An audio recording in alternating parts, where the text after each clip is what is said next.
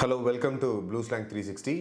இன்னைக்கு news and views செஷனில் we are going to read this article written by Thomas Friedman, our favorite author.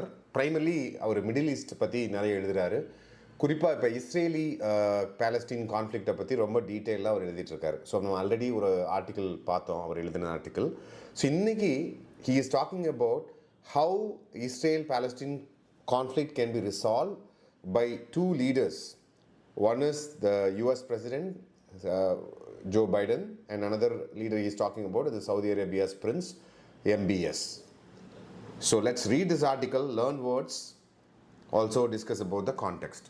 One of the most unexpected developments in the Israeli-Hamas war is the emergence of powerful alignment of interest and incentives for Israel, the Palestinians, America and Saudi Arabia to all get behind a pathway to a Palestinian state that can live in peace alongside Israel. So ஒரு unexpected development என்ன இந்த வாரில் அப்படின்னா, இந்த multiple parties இருக்காங்களே இந்த வாரில், Israel, Palestinians, America, Saudi Arabia, இவங்களுக்கு எல்லாத்துக்கும் ஒரு காமனான ஒரு பாத்வே கிடச்சிருக்கு. இஸ்ரேலும் பாலஸ்டீனும் அமைதியாக ஒரு கோ எக்ஸிஸ்ட் ஆகிற மாதிரியான ஒரு வாய்ப்பு, ஒரு நல் வாய்ப்பு இப்போ உருவாயிருக்கு அப்படின்றாரு. For starters, moving towards a Palestinian state once this war ends, அதாவது இந்த வார் முடிஞ்ச பிறகு பாலஸ்டீனியன் ஸ்டேட்டோட நிலைமை என்னவாக இருக்கும்? இஸ்ரேலோட கரண்ட் லீடர்ஷிப்க்கு அதை பற்றின ஐடியாவே இல்லை. காசா, வெஸ்ட் பேங்க் எல்லாம் ஆக்குபை பண்ணி அதை எப்படி மேனேஜ் பண்ணுறது, அங்கே இருக்கிற மக்களை எப்படி நீங்கள் நிர்வாகப்படுத்துவீங்க? ஸோ இந்த சேலஞ்சஸை பற்றி கரண்ட் லீடர்ஷிப் யோசிக்கல. Every thing they are thinking is இந்த வாரில் ஹமாஸை டிஃபீட் பண்ணும். So after defeating Hamas, what தென்? அந்த கொஷினுக்கான ஆன்சர் யாருக்கிட்டையுமே இல்லை. இதை தான் திரும்பி திரும்பி தாமஸ் ஃப்ரைட்மேன் அவர்கள் அவங்களுடைய ஆர்டிக்கிளில் சொல்கிறாங்க. ஓகே, ஸோ இங்கே Palestine state once the war முடிஞ்ச பிறகு is the key for Israel reconnecting with important constituencies around the world. So Israel இந்த வார் முடிஞ்ச பிறகு இந்த வாரில் இருக்கிற நிறைய ஸ்டேக் ஹோல்டர்ஸ் இருப்பாங்க இல்லையா, அவங்க கூட கனெக்ட் ஆகிறதுக்கான ஒரு பிளான் தான் இவர் ப்ரப்போஸ் பண்ணுறாரு. It's a key to eventual secure pathway out of Gaza. So காசாவில் இருக்கிற அந்த குவாக்மயர்னு சொல்லுவாங்க இல்லையா, அந்த சிக்கலான ஒரு சூழ்நிலையிலேருந்து வெளியே வரக்கான ஒரு பாத்வேவாக அது அமையும். It also cement the regional alliance. சிமெண்ட்னா ஒரு சாலிடிஃபை பண்ணும், அந்த இஸ்ரேலோட பொசிஷனை ஸ்ட்ரென்தன் பண்ணும், அதை ப்ரொடெக்ட் பண்ணுறதுக்கான ஒரு பொசிஷனை ஸ்ட்ரென்தன் பண்ணும் அப்படின்னு சொல்கிறாரு.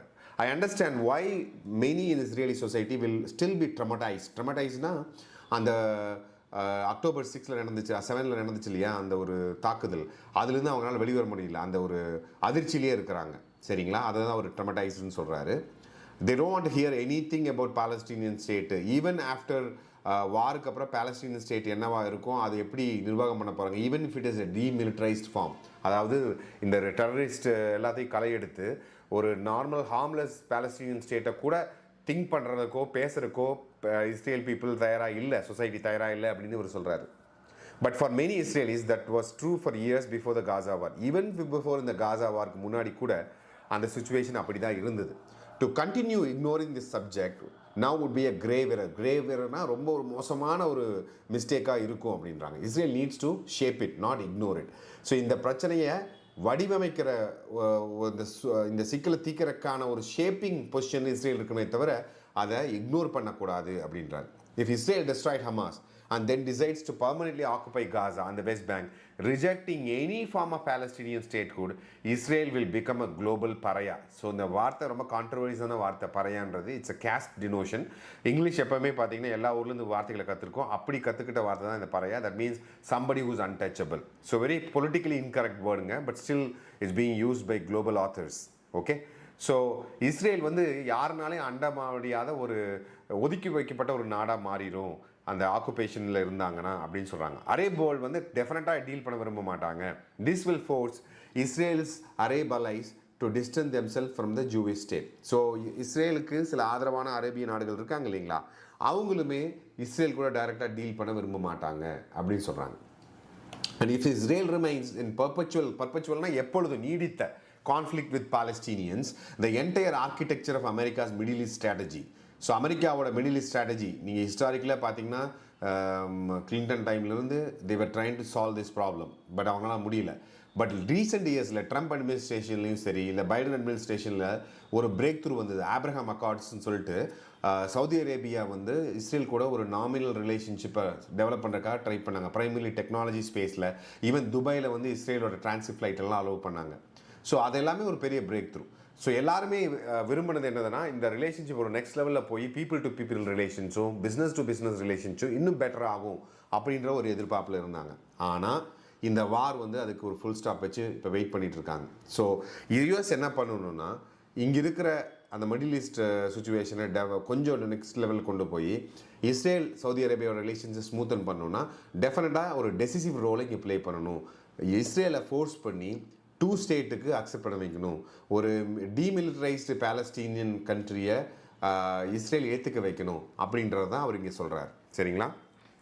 ஸோ அதுக்கான ரீசன் என்ன சொல்கிறாருன்னா, given the deaths of so many thousands of Gazan civilians, அந்த காசாவில் இருக்கிற நார்மல் மக்கள் வந்து இறந்தது ரொம்ப டிஃபிகல்ட்டான சுச்சுவேஷன் யூஎஸில் இருக்குது இப்போது.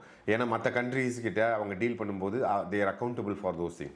ஸோ இந்த மாதிரி சுச்சுவேஷனில் யூஎஸ் ஜெஸ்டிஸ் ரோல் ப்ளே பண்ணலைன்னா மற்ற enemy countries like China, Iran வந்து இந்த குழம்பைய குட்டையில் மீன் பிடிக்க ஆரம்பிச்சிருவாங்க அப்படின்னு சொல்கிறத தான் இங்கே சொல்ல வராரு.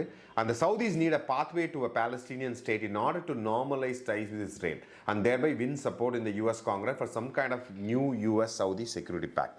ஸோ யூஎஸுக்கும் இஸ்ரேலுக்கும் அந்த யூஎஸுக்கும் சவுதி அரேபியாவுக்கும் உறவை ஸ்டெபிலைஸ் பண்ணணும்னா டெஃபினட்டாக இந்த பாலஸ்டீனியன் ஸ்டேட்டை வந்து ஒரு டிக்ளேர் பண்ணணும். பீஸ்ஃபுல் பாலஸ்டீனியன் ஸ்டேட்டை உருவாக்கினா தான் சவுதி அரேபியா அந்த அரேப் கண்ட்ரீஸோட லீடராக இருக்கிறனால அங்கே ஆதரவோட யூஎஸ்க்கும் இல்லை இஸ்ரேலுக்கும் அவங்க ரிலேஷன்ஷிப்பை பில்ட் பண்ண முடியும். அது கண்டிப்பாக பண்ண வேண்டிய ஒரு விஷயம்னு சொல்கிறார். In short, more key players in the Middle East need movement toward demilitarized Palestinian state today than at any time that I can remember. Definitely, அந்த point reinforce பண்றாரு. Most of our Palestinians for whom this moment offers, so Palestinian civilians இருப்பாங்களே, normal மக்கள், அவங்களுக்கு ஒரு சுதந்திரமான நாடு, அமைதியான நாடு இஸ்ரேலுக்கு பக்கத்தில் ஒரு அமையறக்கான ஒரு வாய்ப்பு இந்த இடத்துல உருவாகிட்டு இருக்கு. To say that it will be incredibly hard to achieve doesn't begin to address the complexities. இது கஷ்டம்தான், ஆனால் அதில் நிறைய காம்ப்ளெக்சிட்டிஸ் இருக்குது. டெஃபினட்டாக பாலஸ்டீனியன்ஸ் ஒரு ரோல் ப்ளே பண்ண வேண்டிய கட்டாயத்தில் இருக்காங்க. அவங்க பெட்டர் இன்ஸ்டியூஷன் பில்ட் பண்ணணும், கரப்ஷன் இல்லாத இன்ஸ்டியூஷன் பில்ட் பண்ணணும், ஒரு நல்ல லீடர்ஸ் அங்கே உருவாக்கணும். அப்போ தான் வந்து ரமல்லாவில், வெஸ்ட் பெங்காலில் ஒரு லெஜிட்டிமேட் பாலஸ்டீனியன் அத்தாரிட்டி உருவாகும். ஸோ அதே நேரத்தில் இவர் சொல்கிறார், ஐ ஹவ் நோ இல்யூஷன்ஸ், எனக்கு வந்து ஒரு கற்பனைகள்லாம் கிடையாது. There are 2 key players who do not want this to happen. இந்த சுச்சுவேஷனை சால்வ் பண்ண விரும்பாத 2 பிளேயர் யாருன்னா, ஒன்று ஹமாஸ், பாலஸ்டீனியன் சைடு டெரரிஸ்டாக இருக்கவங்க, இன்னொரு சைடு இஸ்ரேலுடைய current prime minister Benjamin Netanyahu, அவரோட partners. They don't want this to happen because they want to keep this occupation, they want to keep Gaza under their direct control. They want to even expand the Jewish settlements in Gaza and West Bank. So இதுதான் இதுக்கு இருக்கிற difficulty அப்படின்னு சொல்கிறார். I have learn anything since starting. இந்த காலம் 1995 எழுத ஆரம்பித்ததுலேருந்து அவர் என்ன கற்றுக்கிட்டாருன்னா, ஹமாஸோ நெத்தன்யாகுவோ they can never be partners for Palestinian state. You know, they will always want an extremist position. In fact, Hamas and Netanyahu would want the same scene. This is a very grave accusation he is making.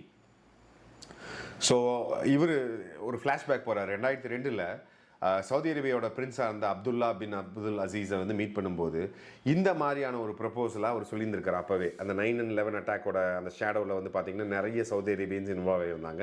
அந்த டைமில் Saudi அரேபியாவுக்கு ரொம்ப ஒரு கட்டாய சூழ்நிலை இருந்துச்சு, ஏதாவது ஒன்று பண்ணி மறுபடியும் யூஎஸோட குட் புக்ஸில் அவங்க வரணுன்ட்டு. ஸோ அந்த டைமில் they're trying to extend an olive leaf to Israel problem. So Israel கூட லெஜிட்டிமசி கொண்டு வரணும் அப்படின்னு சொல்லி அப்துல் அசீஸ் பண்ணாங்க. பட் அன்ஃபார்ச்சுனேட்டாக என்னாச்சுன்னா, அந்த டைமில் கூட இஸ்ரேலில் ஒரு இடத்துல ஹமாஸ் வந்து ஒரு பாம் பிளாஸ்ட் பண்ணி நிறைய பேரை கொன்று அந்த பீஸ் டீலை மறுபடியும் ஒரு டீரெயில் பண்ணாங்க.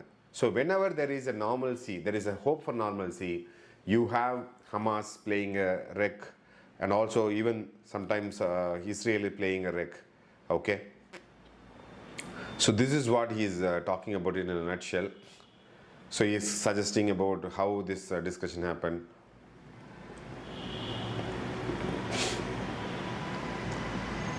So essentially the entire article is discussing about how this could be the way forward, how Biden should take this forward to make a pan-Arab initiative to bring all the Arabian countries under one umbrella to make a peace deal with Israel so that Palestinian people can live in peace and this war will come to an end.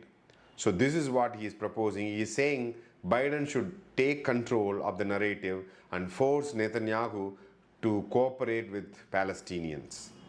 So this is what he means, and he says Joe Biden sounds like very helpless.